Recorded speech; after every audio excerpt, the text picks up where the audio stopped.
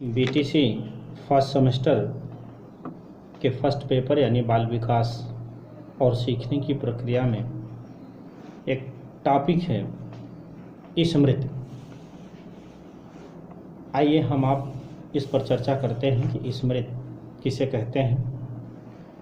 जैसा कि हमारे आपके व्यवहारिक जीवन में बहुत सारी घटनाएं घटित होती हैं। जैसे जब हम किसी वस्तु को स्पर्श करके, आँखों से देखकर, कानों से सुनकर या नाक से सूंघकर, तब हमारे मन मस्तिष्क की जो एक ज्ञानवाहक तंतु है वह अनुभव मस्तिष्क के ज्ञान के केंद्र को पहुंचा देता है। ज्ञान केंद्र में उस अनुभव की एक प्रतिमा बन जाती है जिसे हम छाप कहते हैं, और यही छाप वास्तव में अनुभव की स्मृति चिन्ह होती है। यह अनुभव कुछ समय तक चेतन मन में रहता है, किंतु बाद में वह अचेतन मन में चला जाता है और उसे हम भूल जाते हैं। उस अनुभव को अचेतन मन में संचित रखने की आवश्यकता पड़ने पर चेतन मन में लाने की जो प्रक्रिया होती है उसी को हम स्मृति कहते हैं। अर्थात स्मृति वह मानसिक प्रक्रिया है जिसके द्वारा मनुष्य अपने पूर्व के अनुभवों को मानसिक संस्कार के रूप में अपने अचेतन मन में संचित रखता है और आवश्यकता पड़ने पर वर्तमान चेतना में लाता है। स्मृति एक जटिल मानसिक प्रक्रिया है। मनोवैज्ञानिकों ने इसे, जैसे एक मनोवैज्ञानिक थे वुडवर्थ ने लिखा कि स्मृति सीखी वस्तु का एक सीधा उपयोग है। यानी स्मृति सीखी हुई वस्तु का सीधा उपयोग है। मैकडूगल ने लिखा कि स्मृति से तात्पर्य है अतीत की घटनाओं के अनुभवों की कल्पना करना। यानी जो हमारी घटनाएं जीवन की व्यतीत हो गई हैं उनकी जो हम इमेजिन करते हैं और उस तथ्य की पहचान कर लेना ही अतीतकालीन जो अनुभव हमारे मन मस्तिष्क के समक्ष आता है उसी को हम क्या कहते हैं, स्मृति कहते हैं। क्योंकि एक मनोवैज्ञानिक है, नन का नाम आप लोगों ने सुना होगा। नन ने कहा कि हमारे अनुभवों को संचित करके रखने वाली शक्ति जब चेतना से युक्त होती है तब उसे हम स्मृति कहते हैं। एक मनोवैज्ञानिक और है जिनका नाम आप जानते हैं, रायबर्ग। अपने अनुभवों को संचित रखने और उनको प्राप्त करने के कुछ समय बाद चेतना के क्षेत्र में लाई जाने वाली जो शक्ति होती है उसी को हम स्मृति कहते हैं। जैसे अभी हम आप स्मृति के जो स्मरण की जो प्रक्रिया है, जिसको हम तत्व भी कह सकते हैं, अंग भी कह सकते हैं, वुडवर्थ ने इसको 4 चीज़ों में डिफाइन किया। उन्होंने एक प्रक्रिया बनाया। सबसे पहले लर्निंग यानी सीखना, दूसरा धारणा, तीसरा पुनः स्मरण और चौथा पहचान। अब जैसे सबसे पहले हम आप स्मृति के सापेक्ष में सीखने की प्रक्रिया को समझें।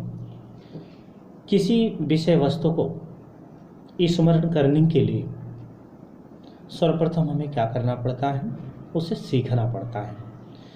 इसीलिए सीखने की स्मृति का पहला अंग मान लिया गया। बिना सीखे किसी भी विषय वस्तु का स्मरण करना या बिना स्मरण के सीखना संभव नहीं होता। सीखने की प्रक्रिया के संबंध में विस्तृत चर्चा हमारे आपकी जब लर्निंग पढ़ा रहे थे तो उसमें मैंने बताया था। दूसरा आता है धारणा। धारणा से तात्पर्य क्या होता है? सीखी गई वस्तु को मस्तिष्क के चेतन जगत में स्थापित करना है। जब हम किसी कार्य को सीखते हैं तो उसकी जो छाप है वह चेतन मन में स्थापित करती हैं और फिर वह अचेतन मन में चला जाता है। जब आवश्यकता उसकी पड़ती है तो वह उस समय चेतन के रूप में प्रयोग करते हैं, क्योंकि विद्वानों का मानना है कि धारणा शक्ति 11 वर्ष से लेकर 25 वर्ष तक तीव्र गति से विकसित होती है और बाद में ये धीरे धीरे धीमी पड़ने लगती है। इस संबंध में जेम्स ने लिखा है, मनुष्य की सामान्य धारणा शक्ति को परिष्कृत करने में संस्कृति का योग नहीं होता। यह तो शारीरी यानी जो हमारी आपकी शरीर का एक शास्त्रीय गुण है जो एक बार ही व्यक्ति के उसके शरीर के साथ मिलता है और जिसे परिवर्तित करने की कोई आशा भी नहीं होती। अर्थात धारणा शक्ति को प्रभावशाली बनाने के लिए मस्तिष्क, स्वास्थ्य, रुचि, विचार एवं तर्क के साथ सीखने का विषय एवं विधि आदि का सही उपयोग प्राप्त करना ही आवश्यक होता है। तीसरी बात आती है पुनः स्मरण। पुनः स्मरण स्मृति का तीसरा अंग है। पुनः स्मरण गत अनुभवों अथवा अधिगम को वर्तमान में पुनः उत्पादन करने से है। दूसरे शब्दों में इसको हम आप कह सकते हैं कि पूर्व अनुभवों अथवा सीखी गई बातों को अचेतन मन से चेतन मन में लाना पुनः स्मरण कहलाता है। क्योंकि जब हमें भविष्य में इसकी आवश्यकता होती है तो चेतन में लाते हैं और उसी का हम लाभ उठाते हैं। अतः इसी को हम शिक्षा के क्षेत्र में पुनः स्मरण कहते हैं। जब हम किसी भय, दबाव या चिंता में आकर किसी ज्ञान को धारण करते हैं तो पुनः स्मरण करने में वो असमर्थ होता है। जैसे किसी को डरा करके, धमका करके किसी विषय वस्तु को याद करा दिया गया और वो फिर उससे पूछा गया तो वो भूल जाता है। इसीलिए शिक्षण प्रक्रिया एक स्वतंत्र प्रक्रिया हो, इसमें किसी तरह का कोई जोर जबरदस्ती नहीं होना चाहिए। और चौथी इसकी अंग में आता है पहचान। स्मृति का जो चौथा अंग है पहचानना। पहचान से तात्पर्य क्या हम आप समझते हैं? उस विषय को ठीक ढंग से जानने जिसे पूर्व में धारण किया गया है। अतः अच्छी स्मृति वही मानी गई जिसमें सही ज्ञान का स्मरण कराया गया। जैसे कभी देखें हम आप किसी से किसी हिस्टोरिकल प्लेस के बारे में पूछते हैं कि आप उस अमुक स्थान पर गए हैं क्या? यदि आप गए हैं तो वहाँ की जितनी भी चीज़ों को आपने देखा है या जिनकी पहचान है आपको, उसको आप तुरंत व्यक्त कर देते हैं। ये हमारे स्मृति के अंग हैं। आइए इसमें देखते हैं टाइप ऑफ मेमोरी, यानी स्मृति कितने प्रकार की होती हैं। मनोवैज्ञानिकों ने 6 तरह से इसकी प्रकार बताए हैं, जैसे तात्कालिक स्मृति, स्थायी स्मृति, सक्रिय स्मृति, रटंती स्मृति, निष्क्रिय स्मृति और मनोवैज्ञानिक स्मृति। पहली स्मृति है तात्कालिक स्मृति। तात्कालिक स्मृति को सांवेदिक स्मृति भी कहते हैं।